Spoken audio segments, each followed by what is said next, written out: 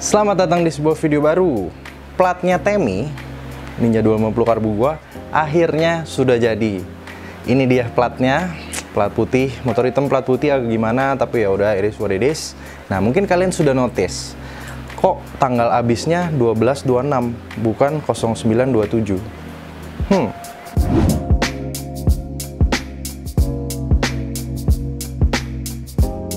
Pertama-tama, sorry kalau garasinya agak berantakan ya.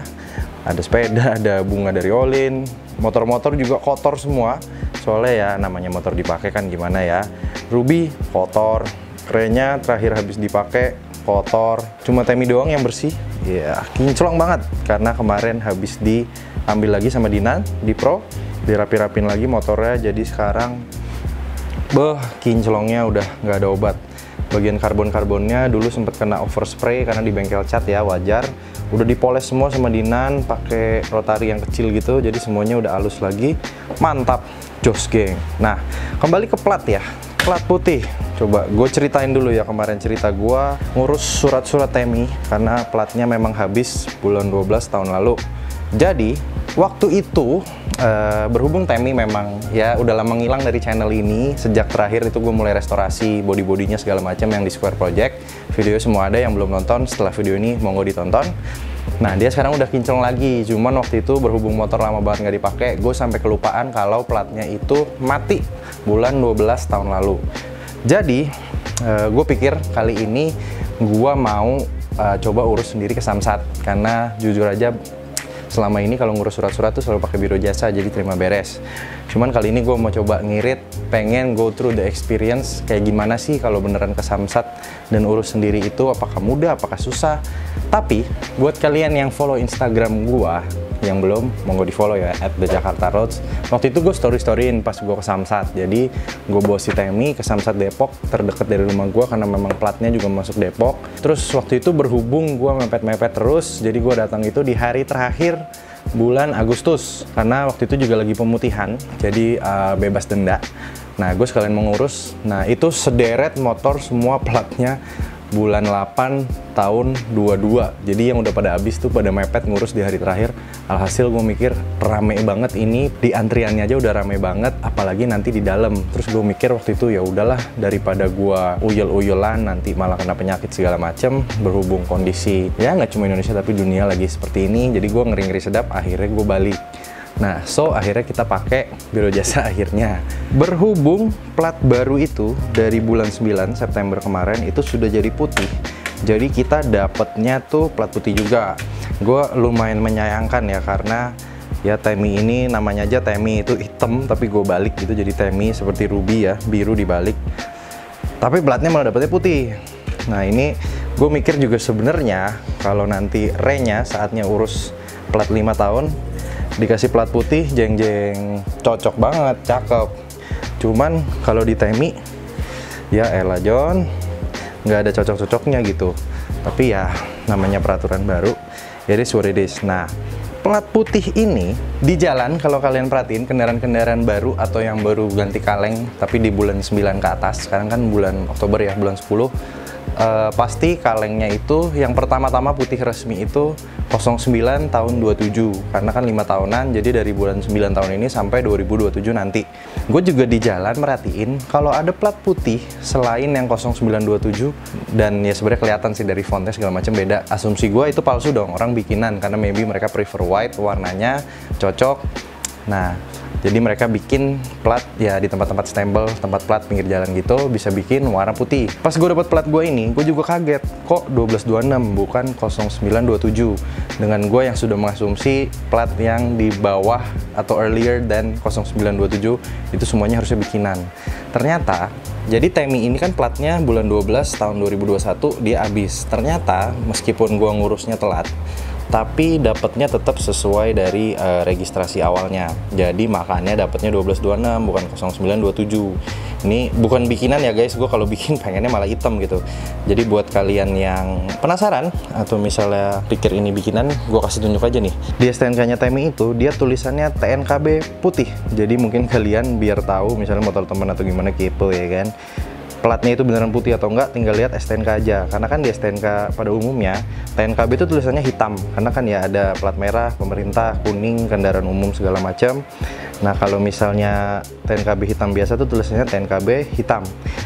Dia STNK baru TMI TNKB putih. Jadi ini beneran ya guys. Jadi plat sejak bulan 9, mau itu yang telat ngurus kayak gue gini, semuanya putih, tapi tahunnya masih ngikutin yang sebelumnya gitu.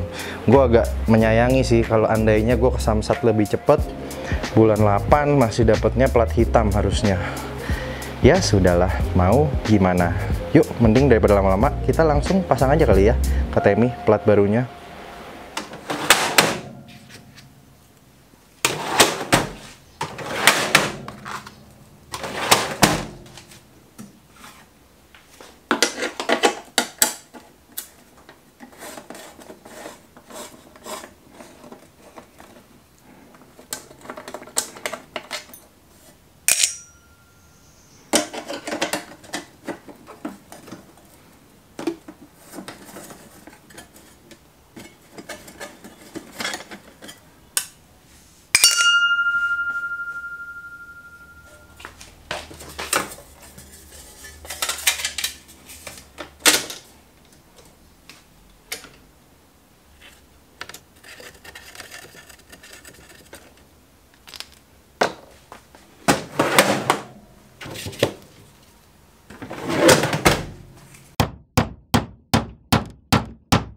Ow!